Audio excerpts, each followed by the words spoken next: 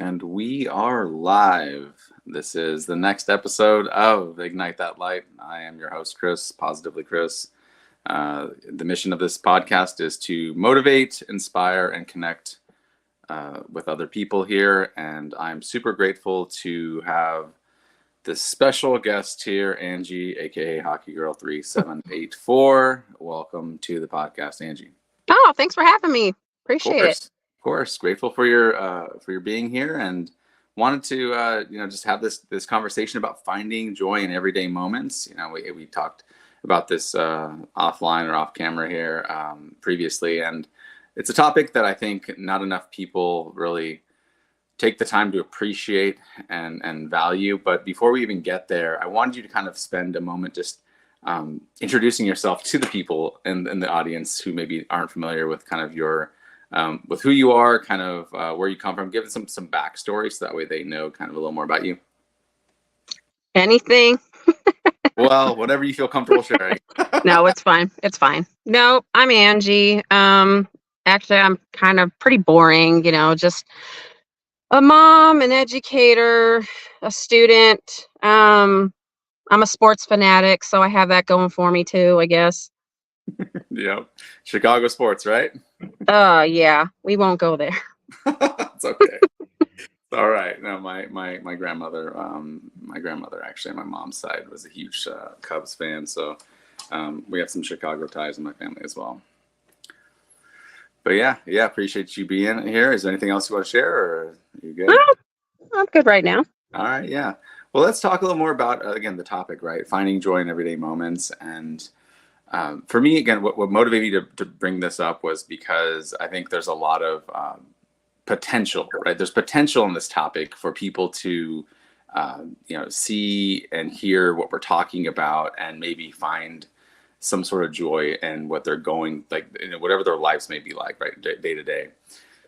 And I was curious, like, do you just, off the top of my head, I can think of one example, but I'll let you go first. Is there any like specific moment or experience that you can think of where you maybe unexpectedly found joy in an everyday situation? I mean, it could literally be anything. Well, it sounds kind of crazy, but just finding myself. I mean, I think when, you become a parent or you are in that relationship and you just throw your entire being into that, you lose yourself a little bit. Does that make sense? Yeah. And it's just finding out who I am again after becoming mom, and just, I don't know, I guess it's not really hard to explain, but doing things that I enjoy doing and just finding things that I find that are great, going to concerts and sporting events and things like that, and just having a more peaceful mindset when it comes to life, especially the difficult ones that unfortunately happen. Yeah, for sure. And I appreciate you sharing that. I think mindset's super important. Our first episode, we had somebody on here who talked specifically about kind of the kind of getting your mind right and getting your headspace right before everything else, right, in the morning. And for me, like, I'm thinking of an example, and the first one I thought of on that for that question is actually, it might sound kind of goofy, but I'm gonna share it anyway. Okay. Near our house, there's this greenway that we're and people run around it, they bike around it. It's right around this golf course, and there's one time I was running around, and this person coming the other direction was running at me, but like smiling at me, like as if they knew who I was, and like just this really big grin, like noticing me. And I'm like, all right, hey, I'll smile back. So I keep running, and then this person's running real fast, kind of comes back, does another lap, basically does another lap around this thing, and this time like smiles and waves at me like I'm a celebrity. And it's just like a really, again, kind of goofy, but it's an example of like sometimes those little things they kind of keep you going the rest of the day. And that's an example of one where it sort of like it boosted my mood for again a day, maybe a week. I mean, I'm still talking about it, and it's been months since that happened, but like that's an example of like something small, right? It's not a huge thing. For me, it was a smile and a wave. And I think that even like those little things can be powerful for people. Sometimes that's all it takes, though. I mean, here's an example of mine, I guess, recently. I had pulled into this gas station, took my lunch break and whatnot, and Yeah. I've been really dealing with a really intense migraine over the last couple days prior to that point. And I just remember laying my head on the steering wheel and just rubbing my temples and then picking up my head after a couple seconds. And you get that feeling when someone's looking at you or watching you. I look over and there's this guy in this truck next to me, and he's smiling at me, and he mouths, "Are you okay?" Mm-hmm. And so, I mean, I nodded my head, yeah. And then he said, "Oh," he mouthed, "Okay." And, it made my day. I mean, at first it kind of weirded me out, but, Yeah. that it was something nice, and it was just something I needed after the last couple days. So, For sure, for sure. No, and again, that's sometimes all it takes, and I think that's I think the goal or the point I think that we're both making here is that it can be something really small but really have a powerful impact. And showing that you care is sometimes just that little bit that really can go a long way. definitely. Yeah. And would you say that gratitude has played a huge part in your life, or at least recently, right? You're talking about like changes and hmm kind of and what you're going through. Like, is there anything in particular that kind of stands out? Like, has gratitude been a part of your journey, or is it something that maybe you're picking up on, more recently? No, it's definitely been a part of my journey, and just, and finding that independence, finding that my individuality. Gratitude has a lot to do with it. I mean, something bad happens, and, let's say, for example, I had a tire blowout, and it's like, well, I didn't get hurt. I had the money to fix it, Yeah. and just and it can be hard when you feel like you're getting beat down at time after time after time, and it can be hard, but I mean, and I've had to learn this, and it Mhm. took me a while, and you train your mind to start being, finding that gratitude and that joy. And Yeah. even in the darkest moments, there's always something. There's always something. For sure, for sure. No, I appreciate you sharing that, and that's again, that's a powerful message, whether people realize it or not. Right? There's always something. There's always some reason to have hope and some sort of gratitude, right? And I think that's what you're Mhm. saying. So again, And I think too, especially, I mean, we all know someone that's struggling, hmm, whether it's, finances, whether it's with their mental health or whatnot. We can be their hope, and we just don't realize it. yeah, I mean, and a lot of the times people are not going to say, "Hey, I'm struggling. Hey, I need help." yeah. And sometimes just sitting there talking or just listening, it makes a big difference. I agree, Angie. I think there's something about that, and I think all of us have a little bit of that. I call it spidey sense. It's when we can kind of sense something's off about maybe the way someone's feeling. I think we all have that to a degree, and Mhm. I've done that. An example I can share is we're a previous employer. There was an email that was going out to a mass group that said, could anyone do this one task? I really need it done soon. And hours had gone by. Like, this is from like a manager, and like hours, and it became like towards the end of the day, and somebody wrote in 4 words, "I can do it," in a reply. And so that person was still at work. I was still at work. I walked over to her desk and I said, "You are upset, aren't you?" Like, there's something off about that just like 4 words by itself. And again, maybe it doesn't take a rocket science to figure that out or pick it up, but for me, like being able to kind of tell that something's off within like a again 4 words. She's like, "How did you know that based on that?" I was like, there's something about the way that either the way I read it to myself or the way I just picked up on something, right? And she was entirely like, just her mind was blown because of the fact that I could pick that up. And I think we all have some of that, right? It's not just me. I think we all have that power to some degree, and I think that's something that I think you're saying too, to a degree, is that just being aware and checking in on your people. Yeah, I mean, and definitely have that empath sense too. When I know when someone's energy is off. I know when someone's feelings are off. I know when the day is going to be off. And that sounds absolutely crazy, but I just sometimes I just get this sense where it's like, oh boy, something's going to happen. Something's going to happen, and Yeah, I mean, it's a blessing, but it's a curse at the same time because you absorb those feelings sometimes, and I've had to learn not to internalize everybody else's feelings, everybody else's struggles. You can have compassion and empathy while not being an emotional sponge, if that makes sense. That does make sense. That's hard for me to kind of learn how to do. Right, it's to take, not take everything that somebody else is feeling and kind of embrace it as your own. That's a challenge for me as well. I tend to take those, and I do become that sponge. So I'm working on that. I'm working on being better at that. It takes practice, and I'm not saying I don't, because I mean, I still, I feel things very deeply. I'm very sensitive at times. I have a tender heart and let things bother me that shouldn't Yeah, bother me. And so it takes practice, just like with anything else. for sure, for sure. Yeah, no, yeah, I think it's good. I mean, it's something that I think we all could learn from. Have you witnessed like any small moments of joy that like have impacted other people too? Not just like to you personally, but like say, um, like have you observed it like out in public or just even in your day to day? Do you notice these things? Are you?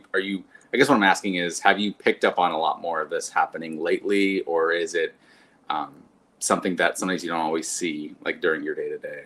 Oh no, I mean, I see it every day. I mean, when Yeah, you work with kids, I mean, kids, they're yeah, the perfect, you know, I don't want to say role models. I think that's not the word I'm looking for, but they're, to be a kid again and have that joy in like small things, even with my students, it's been like, oh, you got us new crayons today, or, a grandparent that they haven't seen in a while has picked them up, yeah. or, um, things like that. Yeah. I mean, I see that, I see that a lot.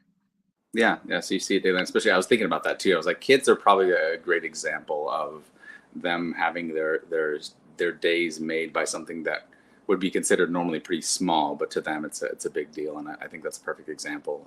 You probably see Yeah. it today, and yeah, I think it's something that we can all try to be more observant of. I tell this story sometimes about how, um, when you think about something, and there's proof. There's like scientific proof about this. Like when you think of something you start to see more and more of it. The way our brain works is it kind of brings it into our like mental radar, and we start to see more and more examples. And I tell the story about like about a car that I was looking for. I was looking for buying a new car.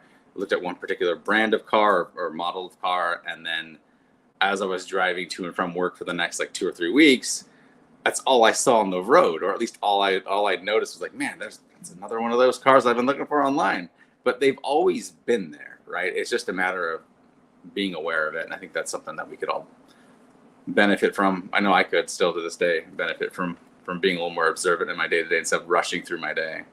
I do that though. I mean, we all just have that established routine, whether, it's getting the kids off to school, getting to work, getting your day started, and it's just like you do it over and over and over and over.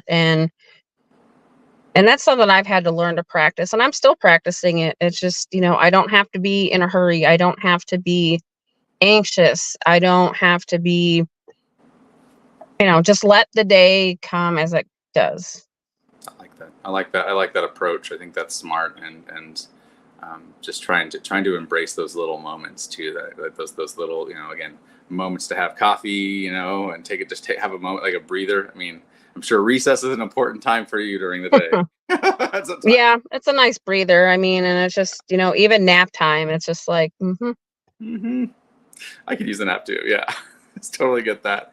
Um, I appreciate you sharing all this so far. And yeah, I'm curious. Like, do you think, or do you believe that sharing these stories of everyday joy can inspire others? Do you think that? Like, I'm curious. I think the answer it's yes to most people. Like, I'm curious if you see, like, do you think that this can kind of hopefully,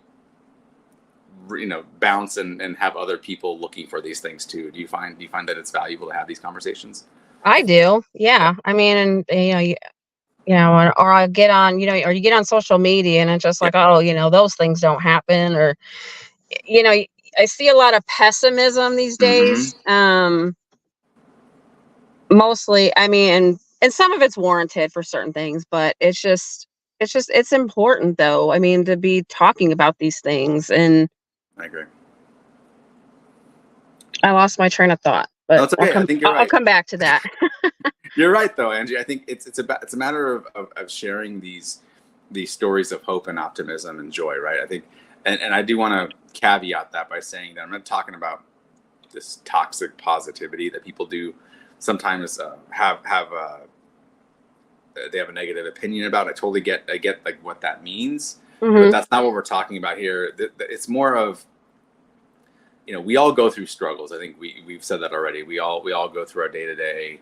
We everyone's dealing with something that we don't even realize, right? There's so much more to everybody that we interact with on social media besides that one little lens that we're viewing them through.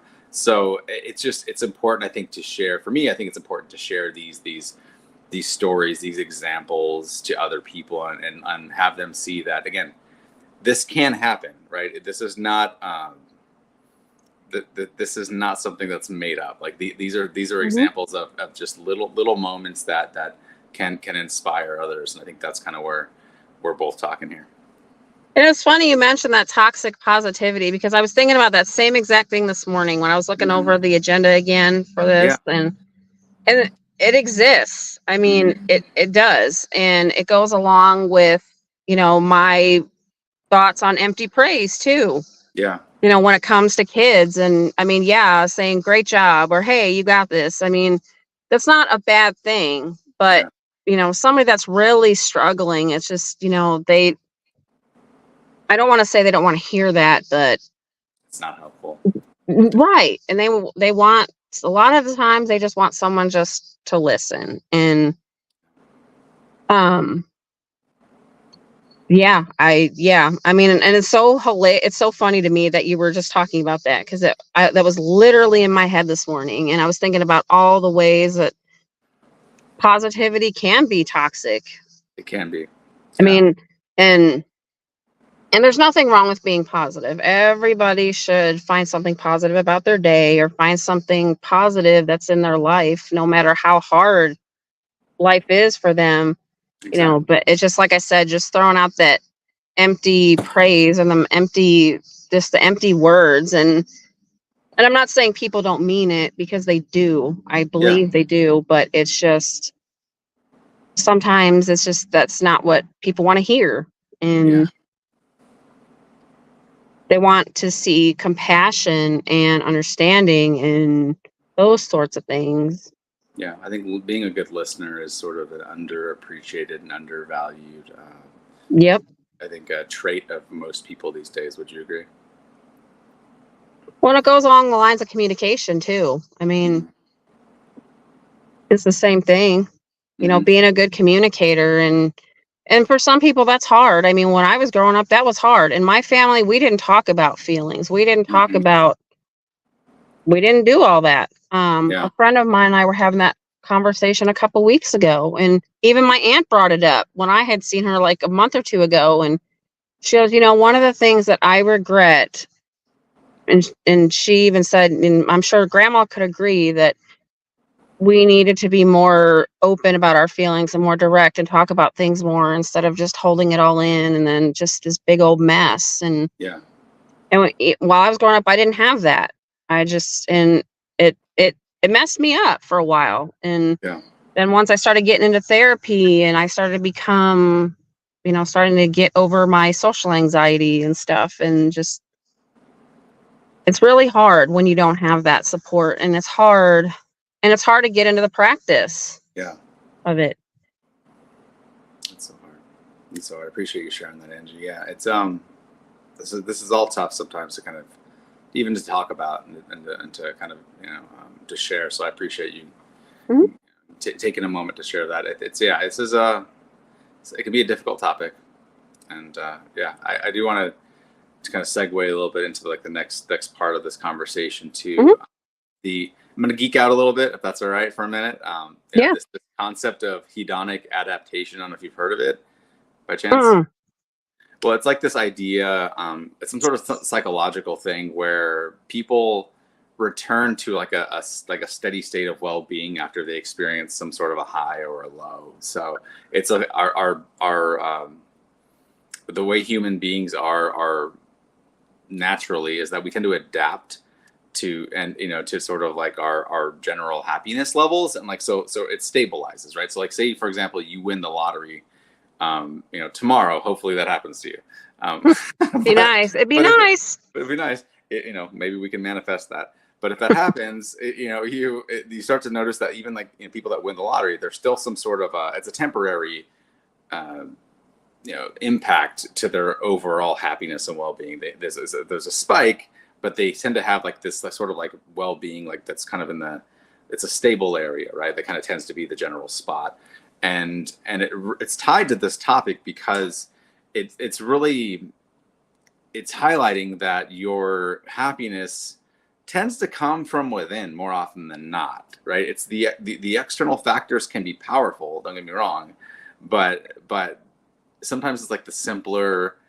routine aspects of life can be the things that bring actual joy. And I'm curious to know your thoughts on that. Does that make sense? Does that resonate with you? Kind of curious about your thoughts. No, I definitely do. And especially what you were just talking about, for some people, their happiness depends on conditions, basically what's Mhm. happening in their life. I mean, if something's going really, really good, and they're great, everything's great. And then, bad things start to happen. And it's just like, well, life sucks, Yeah, or nothing good is ever going to happen to me again. And so, no, that makes total sense because that's like I said, it just happiness just attaches itself to conditions, just like people give or love with conditions, and joy isn't an exception to that. It shouldn't have conditions. You should just find something that makes you happy and roll with it. absolutely. As cliche as that sounds, I mean, it's and for somebody that struggled for so long to do that, Hmm. and I'm no expert by any means, and I still have days where I'm just like, "Oh god, Yeah, why me today?" Things like that, and but just try to focus on the little things. yeah. That's spot on. Yeah, I think it's powerful to hear that. I learned about this topic before, doing my research for this episode, and it kind of, it really kind of was I don't know, it sort of opened my mind a little bit to that fact, right? I mean, I think I knew a little bit about that, right? There was a class I took in college about something like related to, the idea that like, it's if you have like more than one of something, there's like this kind of expectation. Like once you have like the third or fourth or fifth, like say you go like to have lunch and you have like one amazing cheeseburger and you have another one, they have another one. It's like that kind of marginal, benefit, right? Over like time, like you just get less and less positive, kind of impact from the next thing, right? The incremental, Mhm. um, you know, uh, growth in that. So yeah, I think it's kind of the same thing. It's like focusing or shifting the focus from like external to internal. It's just a powerful thing for most, I think, people to kind of realize. And I was thinking about this whole idea of like the circle of concern and the circle of influence, and kind of like what those circles look like. I don't know if you've seen those graphics before, but I encourage people to look that up when we're done here. The idea of like you can be like really concerned with a bunch of things in the world, but what you can really influence and impact is like this much smaller circle. And I think sometimes it's important to like not let those things that are concerning you be what ruins your joy and your happiness. So Yeah. I mean, I'm like that, and I used to be like that. I mean, how many times do we see commercials with you know animals are struggling, or hmm, things about natural disasters, and you just yeah, I've always internalized that. Like, even though they didn't affect me personally, it's just, I guess it's just I going back to the empath thing. empath, It's yeah, just, and becoming that emotional sponge, and just, yeah, and I've always done that. I mean, I've just always had this uncanny ability just to be empathic. I mean, if that's yeah, even a word, but it is, yeah, and going back to what you were talking about earlier, we were talking about bad things, and it's just so easy to fall into a rut when things are going wrong, and I'm yeah, guilty of that. I'm still guilty of that, especially like if I'm having a stressful week at work or at home, or oh yeah, um and it does, and it mentally and physically beats you down. But on the flip side of that, if we were doing that with the joyful moments in our lives, I mean, what could that do for our mental health and our physical and emotional health too? Absolutely. I think about the flip side, right? The positive flip side of what we talked about. I think it's again, it's powerful to think about for me. Like, and again, hopefully people realize that it's possible to focus on again, those things that you actually can control and have an impact on, and think about the joy that you can bring by actually trying to do some sort of or just focus your energies toward that activity. And I did want to just take another moment too to talk about the kind of like the science behind this. I know we talked a little about it already, kind of geeked out a little bit, but like there is actual proof. There's science. I have it right here in my notes that if you really cultivate like a gratitude, joy, happiness practice, whatever you want to call it, if you really focus on doing that daily, there's science behind the fact that it improves your mental health. It can actually reduce your blood pressure, which I didn't realize was another positive impact. Your resilience, and that was last week's episode. Actually, was talking about navigating challenges with resilience. Improves your resilience. There's science behind like the stronger social connections, and like having this conversation here, right?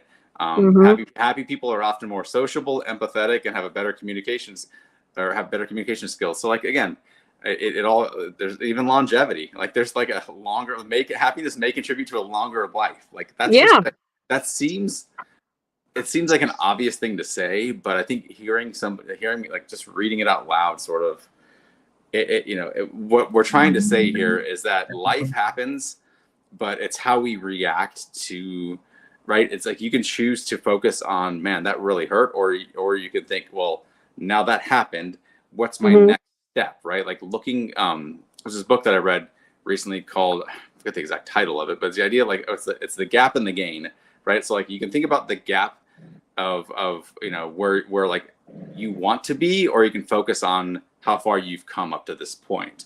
And a lot of the media these days focuses on that gap. Like you need to be like this really cool, celebrity influencer. You need to be all these fancy things. Or you can think about how much you've actually gotten, how far you've come to this point. And I think just again thinking about like how powerful it is to focus on again just again like how far you've come, and that should bring some joy to your life is what I'm trying to say.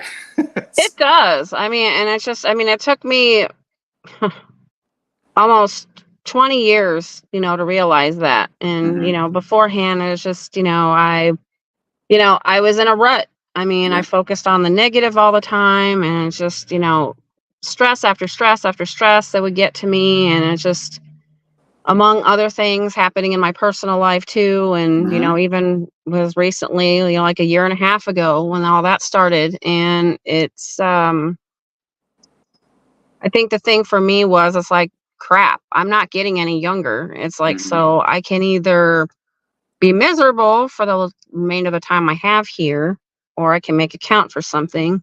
Well said.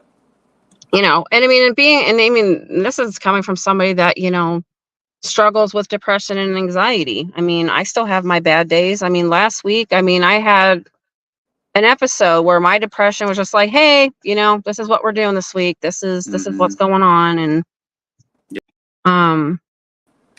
so it could be, those moments are going to happen. They're going to happen. And it's just, but I think it's just how you choose to react to things too. And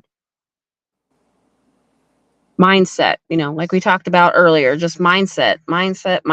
And sometimes it can be hard to convince yourself. I mean, I have my moments too, where it's just like, oh, I don't really want to be a person today. I don't want to do this today. I don't. Yeah.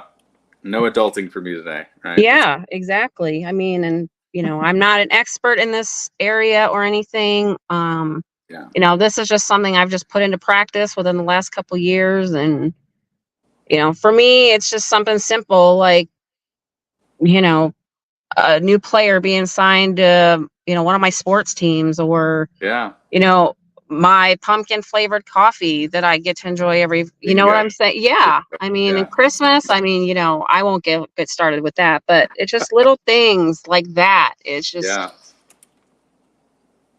No, it's powerful, Angie. I appreciate you sharing that. It's exactly how I feel too. It's the I was thinking about like it's kind of a nice little segue into the next part, right? It's like what are some practical tips, right? And you already kind of covered some of it. It's like Mm-hmm. taking a moment to kind of appreciate those things, like you said, like your favorite coffee is showing up, or your Mm-hmm. or your a new player getting signed to the Blackhawks. Yeah. I mean that was a big deal when he got signed. Yeah. Yeah. We know what we're talking about. Yeah, but that sort of thing, right? And like for me, I tried this shortly after the pandemic hit, and it actually was powerful. And it was just signing up for one of those meditation apps, right? And Mm-hmm. doing a daily 5 minute. They can set up a 5 minute, just a 5 minute in the morning before you get dressed for the day, and just sit down, whether it's on a couch or on a pillow or wherever in the bed, like whatever, it doesn't matter. Just spend the 5 minutes, do a guided meditation, and have that kind of start your day. I think we can all fit 5 minutes into our mornings. Usually, just set your alarm 5 minutes earlier, and you're there. I mean, like again, Yeah. and so like I think that's the kind of thing for me. Like I also do a lot more journaling. Like I have I'm not sponsored by Moleskine, but I have these like Moleskine notebooks, and I do a lot of like actual handwriting. That can be powerful as well. And wanted to offer some other kind of ideas, and curious if you have some. Well, I journal too. I mean that just recently. Well, I don't want to say recently, but again, that started for me for about a year and a half, and just like Yeah, writing down all my thoughts and, like the negative thought, like, because I'm an overthinker. I mean, bad. I mean, and it's still something that I'm working through. yeah, And, I mean, thinking like, somebody's, I don't know, like their demeanor towards me, like, oh, are they mad at me? 99% of the time it's no. yeah. But my brain is just like, okay, they seem different. Their tone is different, even though it was not the case. But, I like to walk and things and, hang out with my kids and Oh watch yeah, movies and stuff like that, especially when I've had a really long day and I just I don't want to adult anymore. I don't want to socialize anymore. Um, totally get that. yeah. And everybody's looks different. I mean, their coping mechanisms looks different. I mean, mine aren't the same as yours. Yours aren't the same as mine. And everyone out there has something that helps them cope or helps them find joy, That's right. even if it's temporarily. And it's not a one size fits all Right. concept. That's a good point. Excellent point, actually, Angie. I think for me, I think of even my just where I work, right? I didn't used to schedule a lunch break for myself. I didn't go into Outlook and actually block off time, because some people, they don't do that, right? I mean, some people have just nonstop meeting after meeting at work and their day to day, Hmm. and they don't even take the time to take a lunch break. And for me, like that meant a lot for me mentally, and I found joy. I'm a huge foodie. I think you already know this, but like I talked about peppermint mocha creamer today, and Hmm. it's September, so like the thing is like a huge into food, and I made sure to schedule a lunch break, and even something as simple as that, like putting that on my calendar as a recurring meeting at a certain block of time every single day, and not taking other meetings over that, right? Like really being deliberate about, this is actually what I'm going to do for myself and my sanity. And this brings me joy. At the end of the day, food does that for me. So it actually is, again, it seems simple, but so many people I think are kind of in that, like that mindset of they have to kind of be hustling all the time and working, Hmm. not really giving themselves that breather. And so I just want to throw that out there as an option for some people. Again, it's not one size fits all, but something that I found to have a tremendous impact on my joy in the day to day. Well, and it's draining. I mean, and, somebody that, is guilty and working, you know, past work hours and things like that. Hmm. It's like, okay, I didn't get this done today. I didn't get this done today. And it's just like, it just got to a point where it was just like, why am I doing all this right now? It's like, it's just not, and it wasn't urgent. It wasn't dire. And Yeah, even my boss, she's like, you don't want to keep being this person that's work, work, work, work, work, work, work all the time. She yeah, goes, you're going to burn out. And at that point, I think I had already reached that. I was beginning to reach that point, and She goes, you got kids and you got to take time for yourself. And it's great that you're dedicated to your job, but at the Yeah. same time, I mean, it could be a downfall too. I mean, Yeah. working until you're burning out. And I get it. People have to stay busy. I'm one of those people that's just, if I don't stay busy, I'm bored, or I start thinking about, Yeah. the bad that happened yesterday, or, the stresses of what's coming up. And it's just, but I think for me, it just got to a point where it's like work, work, work, work, work. And it's just like Yeah. I just wasn't dealing with it. I just kind of cast everything off, my emotions, everything just kind of, Yeah. you know. I appreciate you sharing that. Yeah, no, that's again what you're describing. Burnout is a huge issue for a lot of folks. I think I did that as well. Even it seems to be at a certain time of the year every year when work gets a little busier. I sort of do the same thing. I feel like I have to be working nonstop, and Mhm. ends up it ends up making me feel like I need to leave the company. And it's like, actually, do I think I kind of like what I do, so I should probably just accept it, and kind of prepare a little better about, in terms of like, we know seasonally when work's going to happen, when it's going to come. So I could do a better job of that as well. It's tough. It really is tough. Yeah, it can be. It Yeah. definitely can be, and especially, like I said, if you love your job, and even people that don't love their job, they just, maybe they don't have kids to go home to, or a spouse, Yeah. or, they're just not social, and it's just like, well, this is what I'm good at. This is what What I I'm going to do. do. And Yeah. so, yeah. And, the other thing is too, and I know, like, it's, and you're a dad, Hmm. I'm a mom, and so many times, and especially talking with friends who are parents, it's just like, well, I don't have time. Well, you got to make the time, even if you're like sitting on the couch for 5 to 10 Yep. minutes by yourself before you go to bed, and not doing anything, not doing housework, not, doing anything that has to do with the kids, or, Right. you know, a- basically anything that you're expected to do during the day. And it's just something that's for you. And I've had to learn that, because it's just like I just threw myself into being, a mom and a partner. And it's just like, Yeah.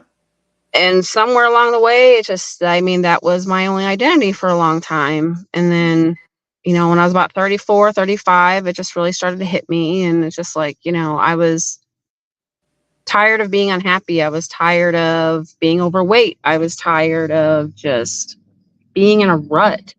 Yeah. And it's just like, I used to do this when I was younger. Reading has always been a thing for me. Like, I loved it since I was a kid. And Yeah. so it's just, I mean, it's just something like that I've found that even if I'm just by myself for like 5 to 10 minutes a night, and that's if I don't come home and crash, after a long day, and, Yeah.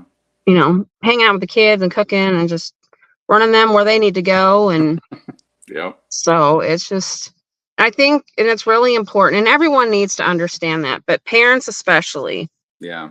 they do. And, I just, and I know you feel guilty. Like, I mean, I did for a long time. I remember the very first time I went out of town by myself without my daughter. She was like 6 months old at the time, Yeah. but it wasn't something that I did all the time. It's not something I do all the time. Hmm. Um, but it's necessary. And if you don't find something, you're gonna get burned out. You're just, I don't know. I mean, and burnout looks different for everybody, but Yeah. you got to find something. I mean, and the guilt, it takes a while to get past. It takes, I mean, there's been times that I've gone up to visit my dad without my kids, Yeah. but it's just like those times, it's just something I needed to be away. I needed to be away from everybody, Yeah. and, with my dad, he lives by himself. He's got his dog, Yeah. and I go there to reset a lot And that's something mentally, because I you need should do. to. And Exactly. Yeah. so, I appreciate you sharing that, Angie. I think it's important for people to find that joy, however it is, right, and make time for yourself, especially as a parent, right? You do so many things for the kids, for the family, for the household to provide and to make sure they're doing what they need to do and to get them off to bed and to school and do all those other things that you really do as a parent. And I think as parents, we need to also take a moment daily, right, and do something that makes you happy. And Yeah. and if we don't, then you're right. I think we are going to just that joy of life sort of gets sucked out of our souls, and it just doesn't, and we Yeah. need to find ways to bring it back. So I mean, that what you said just resonates really deeply with me. And I had a conversation with a friend, coworker recently, and it's Mhm. just she's a single mom, and Yeah. she's just stressed out. I wish I could do this, I could do this. I was like, you can. Hmm. It's just you have to put it into practice and just find a way to get past that guilt. And Yeah. I said, you're not going to get to do it overnight. I mean, it took me years. It took me years to get past that. And Yeah. but you just have to. You just have to. And I'm not saying like totally abandon your kids, don't abandon your No. partner. That is not what I'm saying. I'm No. saying, once a week, once a night, something. Just find something that is for you specifically. Yeah. Whether it's playing an instrument or turning on that show, opening that book, watching the game finally. I mean, it's Exactly. okay to be you outside of somebody else. You can have your own identity and find your own joy. There is nothing wrong with that. I love that. I love that. That's I was going to ask what advice you would give to somebody who's struggling with finding joy in their day to day, but I think we've sort of just touched on that. So I think I try. I that was mean, that was perfect. Like I didn't need to even segue into that part. You nailed it. I mean, it's just like you said. I mean, finding a time in the evening or after the kids are to bed, watching your favorite TV show or that game that you meant to catch up on. Like doing something that really does bring you joy and happiness is a huge deal. And that's again the point of this conversation today. And I appreciate you sharing that. mhm, I think we're running against time already. I think but this has been going on for over 40 minutes, so I do want to be respectful of your time, Angie. that's all right. Um, I'm I good. yeah, I just you've been a fantastic guest, and wanted to I guess come down to like the last kind of last segment here, last part here, and just I wanted to like just give you a chance to share a little more about again where people can find you, more about yourself, whatever you feel comfortable sharing online, social media, wherever people can connect with you a little more. Just on Twitter mostly. My username is hockeygirl3784, and it's the same thing for Instagram. So, Perfect. but I spend a lot more time on Twitter or X or whatever the heck you call it. We're calling it now, but Yeah. you know, Well, I do want to express my gratitude for you being here today. This has been fantastic. I've learned a lot. I think we've hopefully covered a lot for people to listen to and hopefully help them with finding joy if they need it. And again, you've been a fantastic guest. I appreciate your time today. oh, no problem. I'm glad I could be here. Yep, and we're going to remind everyone to join the Igniters community on X. I created a community out there for people to join, people who have a similar mindset, who want to look for ways to be motivated, inspired, and connect with other real people. This is the way to do it. So join the group, join the community. Again, thanks to Angie for being here today and for this deep conversation. And hopefully I'll have you on this podcast here again in the future. Oh, definitely. I'd be happy to come back on and talk with you. Thanks for your time today. Yeah, I appreciate it. Yeah, I'll see you later. See ya.